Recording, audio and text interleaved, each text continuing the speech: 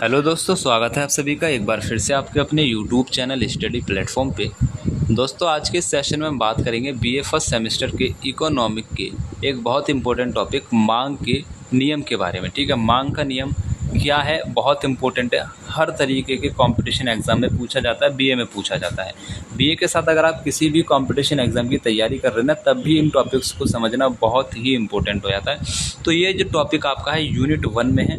ठीक है, first semester में यूनिट 1 में है और ये यूनिट 1 का पार्ट 2 रहेगा हमारी क्लास का। ठीक है, पार्ट 1 मैंने अपलोड कर दिया है जो कि चैनल पे अपलोडेड है, तो आप जाके क्या कर सकते हैं, देख सकते हैं। थ्योरी प्लस एमसीक्यूज़ रहेगा। इसी रणनीति के आधार पर आपका पूरा सिलेबस कंप्लीट कराया जाएगा। पहले थ्योरी कराई जाएंगी, फिर उसी थ्योरी के उसी वीडियो में ही एमसीक्यूज़ कराएंगे। जैसे यहाँ पे पहले मैंने ये थ्योरी लिखी है, थ्योरी के बाद यहाँ पे इससे बनने वाले सारे इंपॉर्टेंट एमसीक्यूज़ भी तैयार करके रखे हैं आपके लिए। ठीक है, वीडियो में लास्ट तक ज़रूर रहना है आपको, और चैनल पर नए हो तो सब्सक्राइब करके बेल आइकन को ऑन कर लेना। आपके लास्ट सेमेस्टर तक इसी चैनल से आपको पढ़ना है, इतना मैं आपसे गारंटी से कह रहा हूँ। इस क्लास के बाद आपको इसी चैनल पे आने को मजबूर कर देगी ये वाली क्लास, इतना आपसे बात है। अच्छा, शेयर ज़रूर कर देना, शेयर की आपसे सभी से रिक्वेस्ट रहेगी, क्योंकि बहुत मेहनत लगी है इस पीडीएफ को तैयार करने में। ठीक, सच बता रहा हूँ, बहुत मेहनत लगी है पूरा कंटेंट तैयार करने में, और ये सारी चीज़ों को एक्सप्लेन करने के लिए थोड़ा सा ज़्यादा मेहनत करनी पड़ी है। ठीक है, चलो देखो यहाँ पे समझते हैं कि मांग का नियम क्या है। सबसे पहला क्वेश्चन, मांग का नियम क्या है? तो मांग का नियम हमें बताता है कि अन्य बातें समान रहने पर, अभी मैं आपको बताऊंगा ये अन्य बातें समान क्या चीज़ है। यदि किसी वस्तु की कीमत बढ़ती है तो उसकी मांग बढ़ जाती है। किसी वस्तु की कीमत अगर बढ़ेगी तो उसकी मांग क्या हो जाएगी, कम हो जाएगी। हाँ, उसकी मांग क्या हो जाएगी, कम हो जाएगी। जैसे जो आपके टमाटर हैं वो 20 रुपये किलो से 40 रुपये किलो हो गए, तो अब मम्मी क्या करेंगी, उसको कम मात्रा में बाज़ार से लेके आएंगे, तो उसकी क्या होगी, मांग कम हो जाती है। यदि कीमत घटती है तो मांग बढ़ जाती है। जैसे टमाटर की कीमत 20 रुपये से 10 रुपये किलो हो गई, तो मम्मी अब ज़्यादा टमाटर लेके आ रही हैं कि चलो भाई सलाद में भी टमाटर खाएंगे। समझ में आ रहा है? इसे ही हम कीमत और मांग के बीच विपरीत संबंध कहते हैं। विपरीत संबंध कैसे कह रहे हैं कि भाई कीमत अगर बढ़ रही है तो मांग कम हो रही है, अगर कीमत घट रही है तो मांग बढ़ जा रही है। तो ये विपरीत संबंध आ रहा है ना, कीमत और मांग के बीच में कैसा संबंध है, विपरीत संबंध है। समझ में आ रहा है? अच्छा, अन्य बातें समान रहने पर, अच्छा इसको मैं यहीं पे क्लियर एक बार कर दे रहा हूँ। अन्य बातें समान रहने का मतलब यहाँ से ये है कि अगर वस्तु में कीमत जो बढ़ रही है, जैसे आपको यहाँ पे शुरू से चलना पड़ेगा। जैसे एक किसान है, उसने खेत में टमाटर लगाए हैं। अब वो टमाटर लगाने में उसका जितना भी इन्वेस्टमेंट हुआ है, बीज से लेके मजदूरी से लेके सरकार का टैक्स वगैरह सारी चीज़ों से लेके, वो 10 रुपये किलो जब 20 रुपये किलो जब टमाटर बेच रहा था, तब भी उतना ही उसका इन्वेस्टमेंट हो रहा था। और जब वो 40 रुपये किलो टमाटर बेच रहा है, तब भी उसका इन्वेस्टमेंट वही रह रहा है, उसमें कोई भी चेंजेस नहीं हो रहा है। तो इस स्थिति में आपका मांग का नियम यहाँ पे काम करेगा। समझ में आ रहा है? अन्य बातें समान रहने का मतलब यही है कि वो सारी जो बातें हैं जिसमें कीमत बदल या हेर फेर हो सकती है, वो सारी बातें समान रहेंगी, लेकिन कीमत बढ़ रही है और घट रही है, तो इस हिसाब से ये आपका जो मांग का नियम है ये यहाँ पे काम करता है।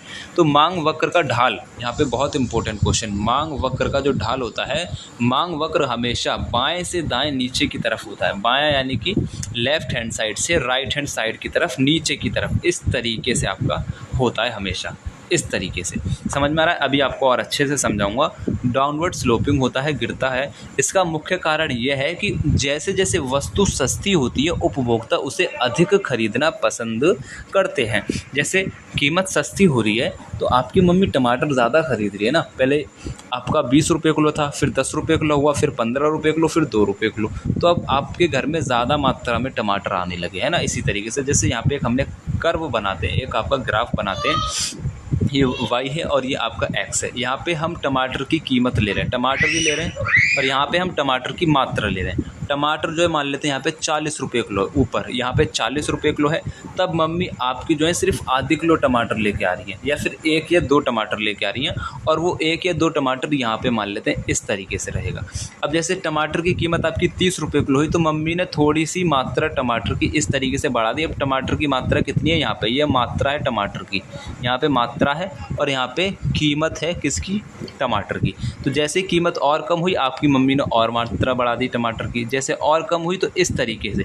तो ये कैसा जा रहा है, अब ये देखो, इस तरीके से ये ग्राफ जो नीचे की तरफ जा रहा है, तो यहाँ पे यही बताने की कोशिश की जा रही है कि मांग वक्र हमेशा बाएं से दाएं, बायां यानी कि ये आपका लेफ़्ट साइड है और ये आपका राइट साइड है, तो बाएं से दाएं नीचे की ओर होता है। आपको ये चीज़ बताने की कोशिश की जा रही है, ठीक है।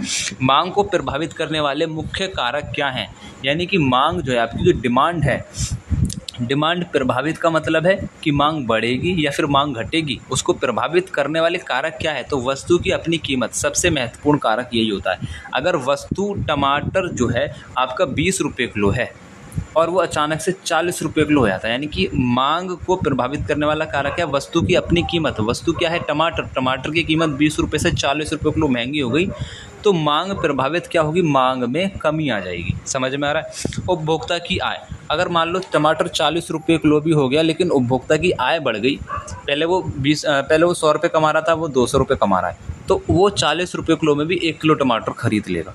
तो ठीक है, समझ में आ रहा है। तो उपभोक्ता की आय बढ़ने पर लोग ज़्यादा चीज़ें खरीदते हैं। समझ में आ रहा है। तो मांग प्रभावित कैसे होती है, वस्तु की अपनी कीमत से और आपकी उपभोक्ता की आय से, इन दोनों चीज़ों से। ये दो आपके कारक यहाँ पे हो जाएंगे। अगला पॉइंट है संबंधित वस्तुओं की कीमत। जैसे चाय की कीमत बढ़ने पर कॉफ़ी की मांग बढ़ जाती है, इन्हें स्थानापन्न वस्तुएं कहते हैं। अच्छा देखो, चाय की कीमत बढ़ने पर कॉफ़ी की मांग बढ़ जाती है, चाय की कीमत बढ़ गई और कॉफ़ी की मांग बढ़ गई। ऐसा कैसे हुआ भाई, ऐसा इसलिए हो गया, ये एक तरीके से एग्जाम्पल है। रियलिटी में अगर आप देखेंगे ना तो ऐसा बहुत कम केसेस में होता है, चाय पीने वाले चाय ही पिएंगे, वो रियलिटी की बात आ रही है। और यहाँ पे हम वैसे रियलिटी से रिलेट करके ही हम इकोनॉमिक को पढ़ते हैं, बट यहाँ पे हम जो देख रहे हैं ना वो स्थानापन्न वस्तुओं को देखते हैं। कुछ लोग ऐसे भी होते हैं ना कि भाई कॉफ़ी, जैसे चाय मान लेते हैं अभी 10 रुपये किलो मिल रही है, सॉरी 10 रुपये किलो नहीं, 10 रुपये का एक कप मिल रहा है, अचानक से वो 50 रुपये का एक कप हो जाता है, जो कि पॉसिबल है भी और नहीं भी। ठीक है, मान लेते हैं 50 रुपये का एक कप हो जाता है, तो लोग क्या करेंगे कि भाई इतना महंगा कप आ रहा है चाय का, चलो भाई कॉफ़ी की तरफ स्विच कर जाते हैं, तो कॉफ़ी की डिमांड बढ़ जाएगी। अब चाय की जगह पे, चाय के स्थान पे कॉफ़ी का जब हम यूज़ कर रहे हैं तो स्थान पे, तो स्थान से ही आपको यहाँ पे याद रखना है स्थानापन्न, यानी कि चाय के स्थान पे कॉफ़ी का यूज़ करना ही स्थानापन्न वस्तुएं कहलाएंगी। तो कॉफ़ी कैसी वस्तु हो जाएगी, स्थानापन्न वस्तुएं। ठीक है, संबंधित वस्तुओं की कीमत कैसे, समझ में आ रहा है ना। फिर से देखेंगे संबंधित वस्तुओं की कीमत, जैसे चाय की कीमत बढ़ने पर कॉफ़ी की मांग बढ़ जाती है, इन्हें स्थानापन्न वस्तु कहते हैं। इस वाली लाइन से आपको स्थानापन्न वस्तुओं को समझाने की कोशिश की यहाँ पे जा रही है। ठीक है, रुचि और फैशन, लोगों की पसंद बदलने से भी मांग घटती और बढ़ती है। रुचि और पसंद, यानी कि लोगों की पसंद बदलने से भी मांग घटेगी और बढ़ेगी। आपकी किसी चीज़ में पसंद बढ़ गई तो उसकी मांग बढ़ जाएगी, अगर आपकी पसंद घटी तो वहाँ से उस वस्तु की, जैसे आपका फेवरेट मान लेते टमाटर, आपको टमाटर बहुत अच्छा लगता है, ठीक है, अचानक से आपके मन में आया यार टमाटर सड़े सड़े आ रहे हैं मार्केट में, मुझे पसंद नहीं है, तो उसकी मांग कम हो जाएगी। इस तरीके से आप यहाँ पे समझ सकते हैं। अगला क्वेश्चन है मांग में विस्तार, बहुत इंपॉर्टेंट टॉपिक है, मांग में विस्तार और संकुचन। अच्छा, मांग में विस्तार और संकुचन पहले इसे पढ़ लें। जब केवल कीमत बदलने से मांग बदलती है तो उसे मांग विस्तार कहते हैं। ठीक है, कीमत बदलने से मांग बदलती है, सिर्फ कीमत बदलने से मांग बदल जाती है तो उसे मांग विस्तार कहते हैं या फिर संकुचन कहते हैं। इसमें हम उसी मांग वक्र पर ऊपर या नीचे चलते हैं, कोई अलग से दूसरा ग्राफ नहीं बनाते। मतलब देखो यहाँ पे कहने का मतलब सिर्फ इतना है, जो ऊपर आपको मैंने समझाया है ना ग्राफ, ऐसे टमाटर की कीमत ये है मान लेते हैं और आपकी यहाँ पे मात्रा ये वाली है, तो कीमत में हम बदल रहे हैं। ये से आपका टमाटर हुआ 40 रुपये किलो, तो 40 रुपये किलो है तो आपकी मम्मी कम मात्रा में ख़रीद रही है। मैं मात्रा यहाँ पे शो नहीं कर रहा हूँ कि भाई 1 किलो ख़रीद रही है, 2 किलो ख़रीद रही है, वो आप अपने हिसाब से एक तरीके से देख लो। 40 रुपये किलो है तो कम मात्रा में ख़रीद रही हैं। जैसे 30 रुपये किलो हुआ, मम्मी ने थोड़ी मात्रा बढ़ा दी, ठीक है, और कम हुआ और मात्रा बढ़ा दी, और कम हुआ और मात्रा बढ़ा दी। तो यहाँ पे कहने का मतलब सिर्फ इतना है, जब केवल कीमत बदलने से, सिर्फ कीमत में परिवर्तन हो रहा है, कीमत में क्या हो रहा है, परिवर्तन हो रहा है, बढ़ रही है और घट रही है, बढ़ रही है और घट रही है। मांग में विस्तार या फिर संकुचन, विस्तार का मतलब है मांग देखो बढ़ भी रही है, अगर कीमत घट रही है तो मांग बढ़ रही है। अगर कीमत को आप ऊपर की तरफ करेंगे, मान लेते हैं यहाँ पे पहले सस्ता था, अब ये महंगा होने लग गया मांग, तो इसकी जो क्या कहते हैं डिमांड है वो कम हो जाएगी। तो संकुचन मतलब कमी आना, विस्तार मतलब मांग में बढ़ना। इसे हम उसी वक्र पर ऊपर या नीचे करते हैं। अब ये वक्र इस तरीके से बनेगा तो इसी वक्र पे हम ऊपर नीचे चलते रहेंगे, इसमें कोई दूसरा वक्र हम यहाँ पे बनाएंगे नहीं, ठीक है। जब कीमत के अलावा अन्य कारक जैसे आय फैशन के कारण मांग बदलती है तो पूरा मांग वक्र ही दाएं या फिर बाएं खिसक जाता है। अच्छा, ये बहुत इंपॉर्टेंट टॉपिक आ जाएगा यहाँ पे। जब आपका अन्य कारक जैसे आय या फिर फैशन, अब यहाँ पे हम आय का ले लेते हैं जिससे आप अच्छे से समझ पाएंगे। एक व्यक्ति है, उसकी कीमत, उसकी जो आय है वो 40 रुपये है और 40 रुपये किलो ही टमाटर हैं, ठीक है, 40 रुपये किलो ही टमाटर है मान लेते हैं। अब उसकी कीमत आय जो है वो बढ़ गई, वो होगी 80 रुपये किलो, सॉरी 80 रुपये प्रति दिन हो जाती है। तो अब वो क्या करेगा, टमाटर पहले 40 रुपये किलो खरीद रहा था, अब वो 80 रुपये के हिसाब से खरीदेगा। पहले यहाँ से इतना मात्रा में 40 रुपये में इतनी मात्रा खरीद रहा था, अब वो 80 रुपये में इतनी मात्रा खरीदेगा। तो मांग वक्र पूरा आपका इधर की तरफ, दाईं तरफ शिफ्ट हो गया, ठीक है। तो यही आपको दर्शा रहा, अगर इसकी आय जो है 20 रुपये प्रति दिन हो जाती है तो ये वक्र इधर की तरफ आ जाएगा, यानी कि छोटा हो जाएगा। समझ में आ रहा है? इसी तरीके से अन्य कारक अगर जब कीमत के अलावा अन्य कारक के कारण मांग बदलती है तो उसे मांग वक्र ही पूरा दाएं या फिर बाएं शिफ्ट हो जाता है। अब इससे रिलेटेड हम कुछ इंपॉर्टेंट क्वेश्चंस यहाँ पे करेंगे। देखो, पहला क्वेश्चन आपका है कि मांग का नियम किस प्रकार का संबंध बताता है। तो मांग का नियम विपरीत संबंध बताता है। मांग का नियम क्या कहता है कि कीमत अगर किसी वस्तु की बढ़ रही है तो उसकी मांग कम हो जाएगी, अगर उस वस्तु की कीमत घट रही है तो उसकी मांग बढ़ जाएगी। यानी कि विपरीत संबंध है ना, कीमत बढ़ी तो मांग घट गई, अगर कीमत उसकी घटी तो मांग उसकी बढ़ गई। दोनों में विपरीत संबंध नज़र आ रहा ना, एक दूसरे के एकदम अपोजिट। तो मांग का नियम किस प्रकार का संबंध बताता है, एकदम विपरीत संबंध बताता है। समझ में आया? कीमत बढ़ने पर मांग घटती है और कीमत घटने पर मांग बढ़ती है, इसे विपरीत संबंध कहते हैं। समझ में आया होगा, मुझे पूरी उम्मीद यहाँ पे आपसे नज़र आ रही है। अच्छा, एक सेकंड। मांग वक्र का ढाल कैसा होता है? तो मांग वक्र का ढाल कैसा होता है? देखो, मांग का वक्र इस तरीके से तो होता है, यानी कि कीमत यहाँ पे हो जाएगी और यहाँ पे आपकी मात्रा हो जाएगी। कीमत मतलब कैसा हो जाएगा, ऊपर से नीचे की ओर होता है, ठीक है, ऊपर से नीचे की ओर होता है। तो नीचे की ओर यहाँ पे आपका यहाँ पे नज़र आ जाएगा, ठीक है। बाएं से दाएं, यानी कि लेफ़्ट टू राइट, नीचे की ओर, ये आपको मैंने अभी समझाया था। देखो, कीमत और मात्रा में विपरीत संबंध होने के कारण मांग वक्र हमेशा नीचे की ओर झुका हुआ होता है। ये सारी चीज़ें आपको मैंने अभी अच्छी तरीके से समझाई हैं। अन्य बातें समान रहने का अर्थ क्या है? अन्य बातें समान रहने का अर्थ मैंने आपको समझा दिया है, फिर से ऑप्शन में समझा लेंगे। मांग का नियम तभी काम करता है जब हम मान लेते हैं कि उपभोक्ता की पसंद, आय और अन्य वस्तुएं स्थिर हैं। अन्य वस्तुओं का मतलब टमाटर, एक किसान टमाटरों का उत्पादन कर रहा है, उसमें जो सारी चीज़ें लगी है, यानी कि उसकी मेहनत, उस पर गवर्नमेंट के द्वारा लगाए गए टैक्स और उसमें टोटल जितना भी इन्वेस्टमेंट है वो उतना ही है जितना पहले हो रहा था, लेकिन सिर्फ कीमत में बदलने के कारण मांग में परिवर्तन आ रहा है। तो उसी को हम यहाँ पे दर्शा रहे हैं। तो अन्य बातें समान रहने का मतलब है आय, रुचि, फैशन, ये सभी स्थिर रहेंगे। आय भी आपकी वही रहेगी जो पहले थी, रुचि भी आपकी वैसी रहेगी और फैशन भी आपका वैसा ही रहेगा जैसा पहला था, ठीक है। चलो, अगला क्वेश्चन है, हाँ, स्थानापन्न वस्तुओं का उदाहरण क्या है? स्थानापन्न का मैंने आपको मतलब बताया कि एक वस्तु के स्थान पे दूसरी वस्तु का यूज़ कर लेना स्थानापन्न इसी के नाम में छुपा हुआ है। तो चाय और कॉफ़ी एक स्थानापन्न वस्तु हो जाएंगी मेरे दोस्त, है ना। चाय और कॉफ़ी कैसी हैं? स्थानापन्न वस्तु, यानी कि चाय के स्थान पे कॉफ़ी का यूज़ कर सकते हैं। पेन और स्याही ये कैसी वस्तु हैं? ये पूरक वस्तुएं हो जाएंगी, इनको भी समझ के चलेंगे। पूरक वस्तुएं वैसी वस्तुएं होती हैं जो एक साथ यूज़ होती हैं। अगर पूरक वस्तुएं मतलब एक वस्तु नहीं रहेगी तो दूसरी वस्तु किसी काम की नहीं रहेगी। जैसे कार और पेट्रोल, कार में पेट्रोल नहीं डालोगे तो कार किसी मतलब की नहीं रहेगी, वो सीएनजी वगैरह का आप एग्जाम्पल दे सकते हो, बट वो भी पूरक वस्तुओं में आ जाएगी। समझ में आ रहा है? जूता और मोजा, आजकल तो बिना मोजे के जूते पहन लेते हैं, बट ये पूरक वस्तुओं के अंतर्गत आपके आ जाएंगे, ठीक है। पेन और स्याही पूरक वस्तु के अंतर्गत आएगी। चाय और कॉफ़ी आपका स्थानापन्न वस्तु के अंतर्गत आएगी। मैं आपको सारी चीज़ें एक्सप्लेन कर चुका हूं और मैं समझ रहा हूं आपको सारी चीज़ें समझ में आ रही है। वीडियो को बहुत ज़्यादा लंबा ना करते हुए मैं इसको थोड़ा स्पीड से लेके चलूँगा। यदि चाय की कीमत बढ़े तो कॉफ़ी की मांग पर क्या असर होगा? चाय की कीमत बढ़ गई तो कॉफ़ी की मांग बढ़ेगी, क्या होगा? बढ़ जाएगी। चाय की कीमत बढ़ गई तो लोग चाय को छोड़ के कॉफ़ी की तरफ जाएंगे और कॉफ़ी की मांग बढ़ जाएगी। बी आपका करेक्ट आंसर हो जाएगा। ये सारी चीज़ें आपको मैंने बता दिया है स्थानापन्न वस्तुओं के अंतर्गत। गिफिन वस्तुओं के लिए मांग का नियम क्या होता है? बहुत इंपॉर्टेंट क्वेश्चन, बहुत इंपॉर्टेंट क्वेश्चन है। गिफिन वस्तुएं, मैं एग्जाम्पल दूंगा। गिफिन वस्तुओं का जैसे ही आपने नाम सुना, आपको सिंपल सा और बहुत सटीक दिमाग में इतना रखना है कि गिफिन वस्तुएं जो होती हैं वो मांग के नियम का खंडन करती हैं, यानी कि मांग के नियम का अपवाद है। अपवाद मतलब कि मांग के नियम को नहीं मानती हैं, मांग का नियम यहाँ पे लागू नहीं होता है।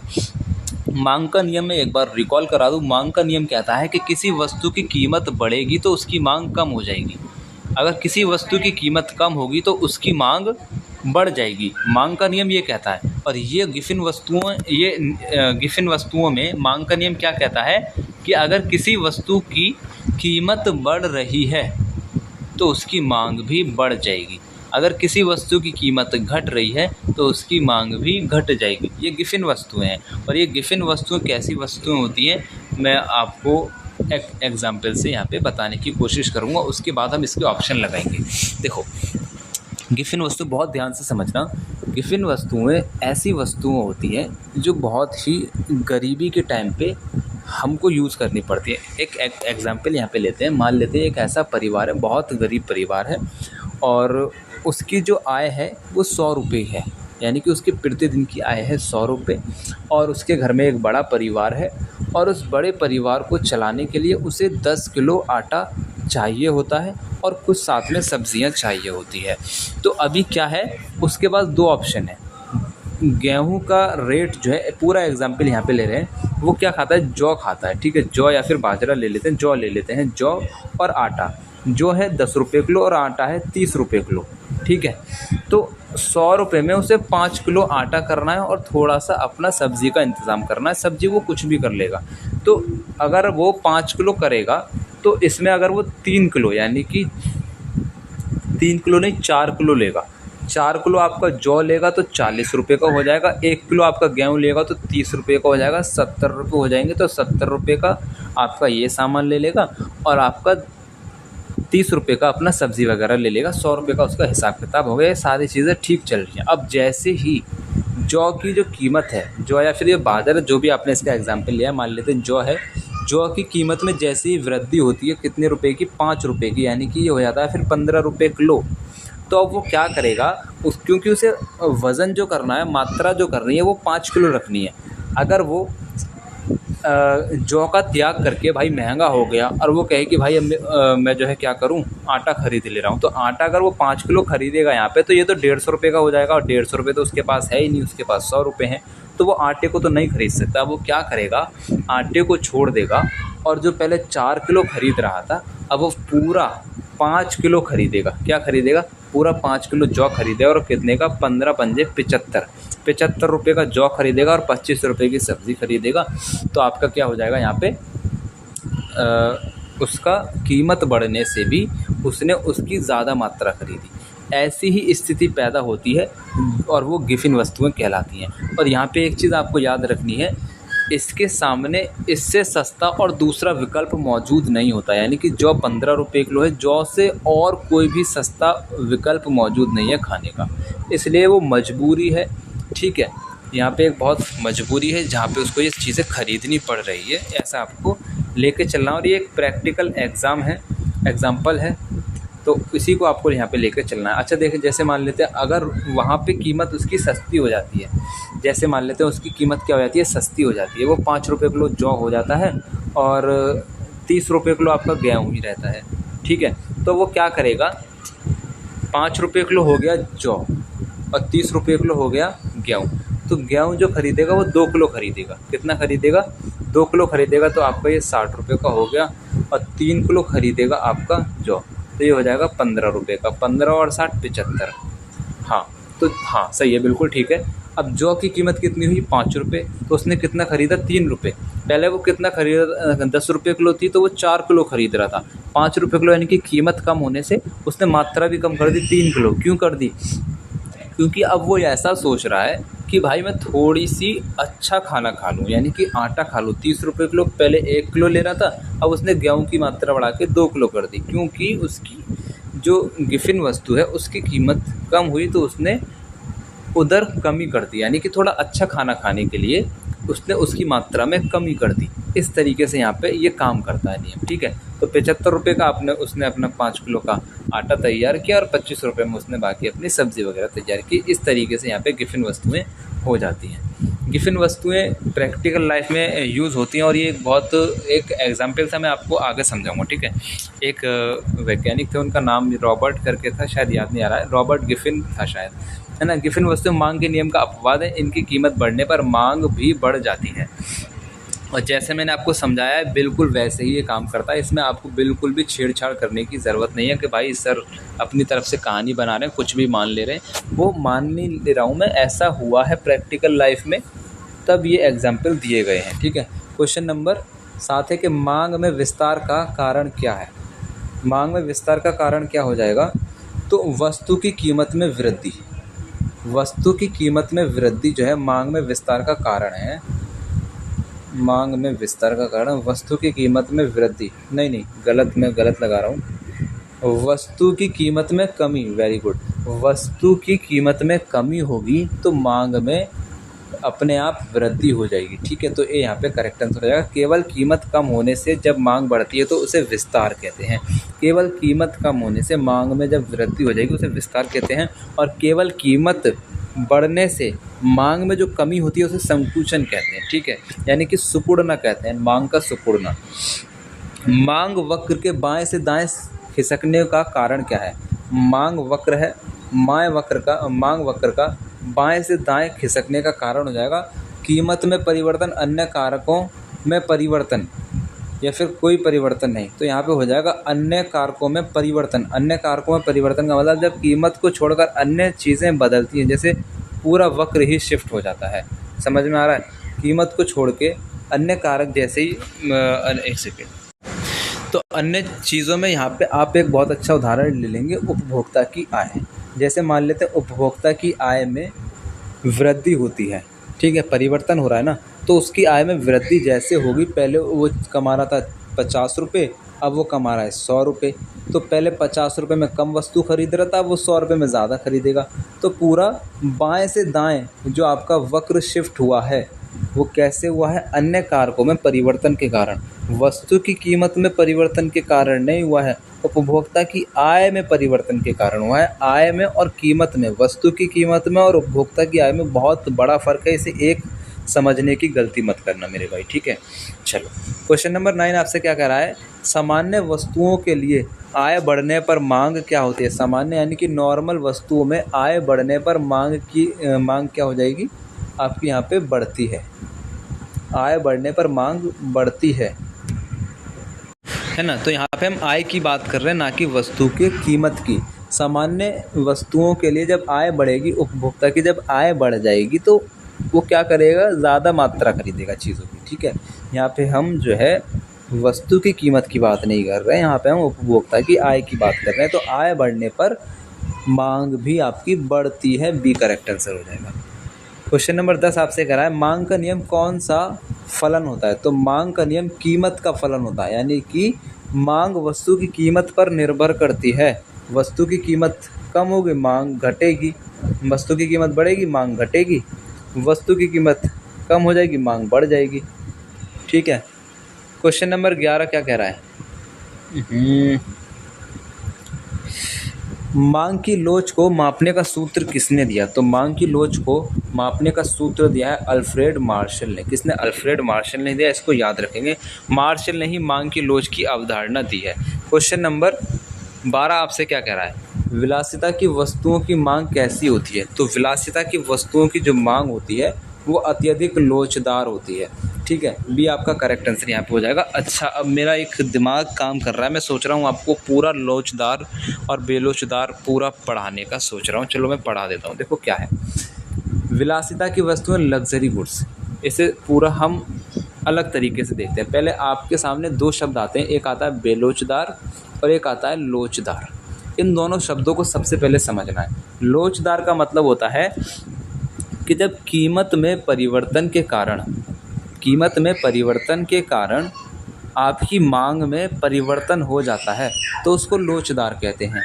लोचदार मतलब एक रबड़ मान लो और उस रबड़ को खींचो और वो खिंच जाती है तो उसमें परिवर्तन आ गया।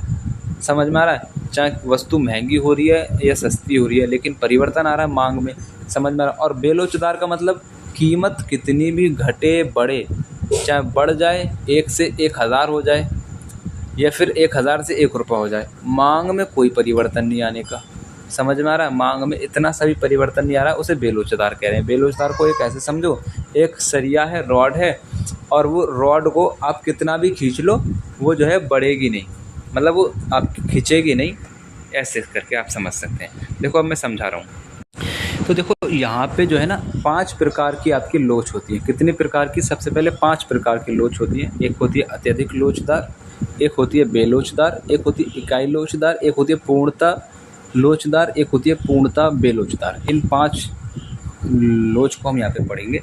जैसे पहली है आपकी अत्यधिक लोचदार। अत्यधिक लोचदार का मतलब है कि वस्तु की कीमत में थोड़ा सा परिवर्तन होने पर मांग में पूरी तरीके से परिवर्तन हो रहा है, मतलब मांग में बड़ा परिवर्तन हो जाना, ठीक है। लोचदार का मतलब पूरी तरीके से बदल जाएगी मांग में। देखो मांग में क्या है, जैसे एक इसमें लग्जरी गुड्स आ जाती है, यानी कि विलासिता की वस्तु आ जाती है, जो कि आपके क्वेश्चन में दे रखा है। जैसे इसमें आ जाती है लग्जरी गुड्स, जैसे कार है, एसी है, फ्रिज है। इसकी कीमत में अगर मान लेते हैं 10% की गिरावट आती है तो मांग बहुत तेज़ी से बढ़ जाएगी। 10% की बढ़ोतरी होती है तो मांग बहुत तेज़ी से कम हो जाएगी, समझ आ रहे हैं। जैसे 1 लाख की बाइक है, अब 1 लाख की जो बाइक है वो अचानक से 10% कम होकर 90% की रहती है, तो उसकी मांग में बढ़ोतरी हो जाएगी। 1 लाख की बाइक जैसे ही 1,10,000 15,000 की हो जाएगी तो उसकी मांग में कमी हो जाएगी। तो ये आपकी कैसे होएगी? अत्यधिक लोचदार होती है, ठीक है। विलासिता की वस्तुओं की मांग कैसे होती है? अत्यधिक लोचदार होती है। अब यहीं पे मैं दूसरा टॉपिक समझाऊँ आपको। इसके बाद आती है बेलोचदार। बेलोचदार ऐसी वस्तुएं होती हैं जिसकी मांग में कितना भी परिवर्तन हो जाए, कीमत में कितना भी परिवर्तन हो जाए, चाहे बढ़ जाए चाहे घट जाए, उसकी मांग में परिवर्तन नहीं होंगे। इसमें आती है आपकी नेसेसरी गुड्स, ऐसी आवश्यकता की वस्तुएं, जैसे कि नमक है और दवाइयाँ हो जाएंगी। नमक और दवाइयाँ, नमक अभी मान लो 20 रुपये किलो मिल रहा है एक थैली, और फिर कुछ टाइम बाद वो 40 रुपये की एक थैली मिल रही है, तब भी आप 1 किलो ही खरीदेंगे, एक थैली खरीदेंगे, उसमें ज़्यादा परिवर्तन नहीं आएगा नमक में, क्योंकि आप स्वाद से समझौता नहीं कर सकते हो। नमक आपको सब्ज़ी में डालना है, चाहे वो कितना महंगा हो जाए, है ना। दवाइयाँ आपको ख़रीदनी ही है, चाहे वो कितनी भी महंगी हो जाए। अगर 10 रुपये की दवाई है या फिर 50 रुपये की दवाई है, डॉक्टर ने लिखी है तो आपको लेनी पड़ेगी, और उतनी ही मात्रा में लेनी पड़ेगी जितनी मात्रा में उसने लिखी है। तो मांग में कोई परिवर्तन नहीं आएगा, तो उसको हम कहते हैं बेलोचदार। ये नेसेसरी गुड्स पे आपका लागू होता है। इसके बाद आपका आता है इकाई लोचदार। इकाई लोचदार में कहता है कि जितनी मात्रा में वस्तु की कीमत में कमी होती है, उतनी ही मात्रा में वस्तु की कीमत में बढ़ोतरी होती है। यानी कि 25% अगर वस्तु की कीमत में बढ़ोतरी हुई है तो 25% ही वस्तु की मात्रा में कमी होगी। ये प्रैक्टिकल लाइफ में तो यूज़ नहीं होता है, बट मैं आपको समझाने की कोशिश कर रहा हूँ। जैसे मान लेते हैं आपके पास 1000 रुपये हैं, और 1000 रुपये में आप एक मार्केट में जाते हैं शर्ट लेने के लिए। शर्ट की कीमत है 200 रुपये, ठीक है। तो 1000 रुपये में आप 5 शर्ट लेके आ रहे हैं, लेकिन जैसे ही आप आगे चलते हैं तो वही शर्ट आपको, मतलब वही शर्ट नहीं है, वही दुकानदार आपको कुछ दिन बाद या फिर कैसे भी वो एक शर्ट जो है 250 रुपये की देने लगता है। उसमें थोड़ी सी मात्रा बढ़ा देता है। कितनी? 25% मात्रा आपकी बढ़ जाती है यहाँ पे कीमत में। वस्तु की कीमत में 250 से 50 कर दी, 25% कीमत बढ़ गई। तो आप पहले 1000 रुपये में 5 ले रहे थे, अब आप 1000 रुपये में सिर्फ 4 शर्ट ही ले पाएंगे। तो कीमत बढ़ने से, जिस यूनिट से, जिस परसेंटेज के हिसाब से आपकी मात्रा बढ़ी है, वस्तु की कीमत बढ़ी है, उसी हिसाब से वस्तु की मात्रा में कमी हुई है। कहने का मतलब ये है, ठीक है। इसके बाद आपका आता है पूर्णतः लोचदार।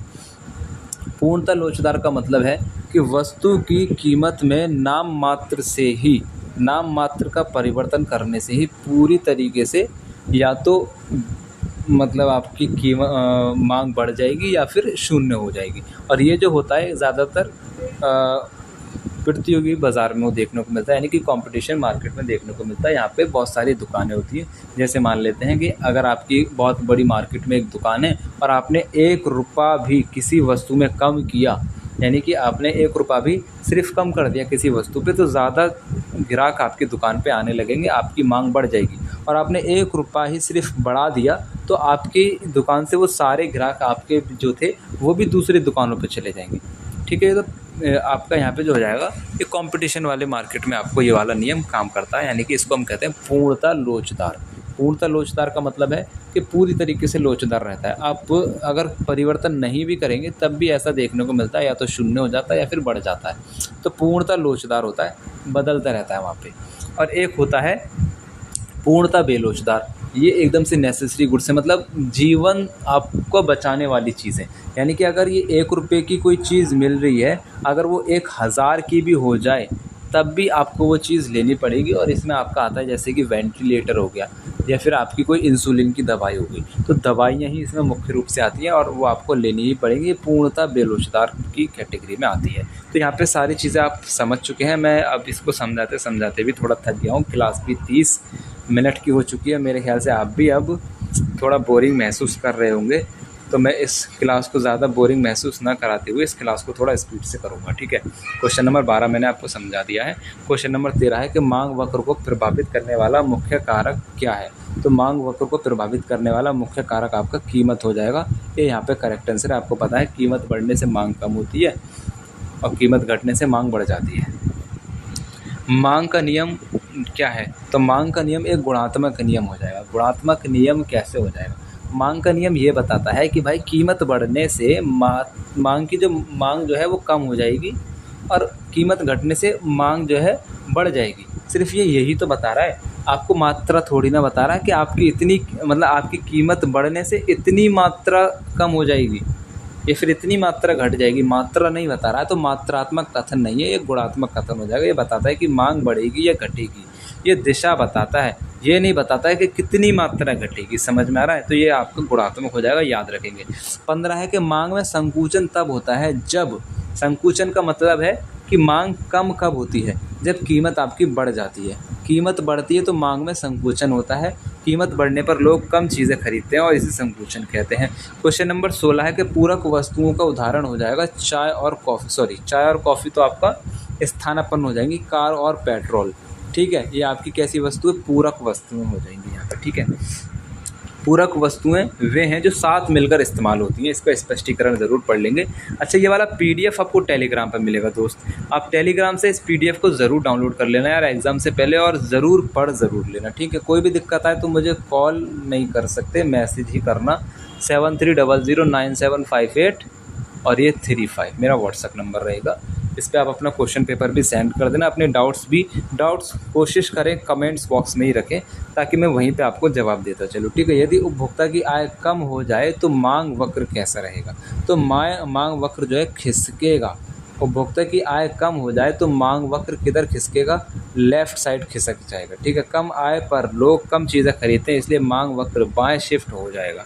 समझ में आ रही हैं सारी चीज़ें? आई होप समझ में आ रहा है। मांग का नियम किसने प्रतिपादित किया? बहुत इंपॉर्टेंट क्वेश्चन। अल्फ्रेड मार्शल ने ही मांग के नियम को व्यवस्थित रूप में प्रस्तुत किया था।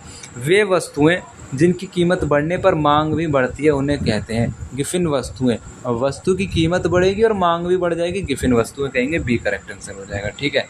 अच्छा हाँ, देखो ये सर रॉबर्ट गिफिन, मैंने रॉबर्ट गिफिन ही नाम बताया था आपको वीडियो में, याद आ रहा था बट कंफर्म नहीं हो पा रहा था। रॉबर्ट गिफिन ने सबसे पहले देखा था और इन अपवादों को देखा था, मतलब समझ में आ रहा है। रॉबर्ट गिफिन को ही इनका जनक एक तरीके से आप मान सकते हैं। क्वेश्चन नंबर 20 है एक उपभोक्ता की मांग की सूची क्या है? उपभोक्ता की मांग की सूची कुछ भी नहीं है। मान लेते हैं आपके पास 1000 रुपये का बजट है, आपको ईद की शॉपिंग करने बाज़ार जाना है, तो आप सामान लिखोगे ना, सामान नहीं लिखोगे, चलो सामान थोड़ा एक अलग चीज़ हो जाएगी। मान लेते हैं आप बाज़ार जाते हैं और आप सोचते हैं कि भाई मेरे पास 100 रुपये हैं, अब 100 रुपये में अगर चीज़ सस्ती रहेगी मैं ज़्यादा लाऊंगा, महंगी रहेगी तो कम लाऊंगा। 100 रुपये में कोई चीज़ 1 किलो आ रही है तो आप उसको 1 किलो ले लेंगे। अब जैसे ही उसकी कीमत 80 रुपये की हुई, मतलब 80 रुपये किलो हुई, तो आप 80 रुपये किलो से आप उसकी मात्रा थोड़ी बढ़ा देंगे। समझ में आ रहा है? अगर आप उसे 100 रुपये की पूरी ही लेंगे तो उसकी मात्रा में क्या हो जाएगा, 1.2 कुछ रेट आपका आ जाएगा। अब जैसे ही वो 60 रुपये को हुई तो उसकी मात्रा और बढ़ गई। अब जैसे ही वो 40 रुपये किलो हुई तो उसकी मात्रा 2 किलो से भी अधिक हो गई।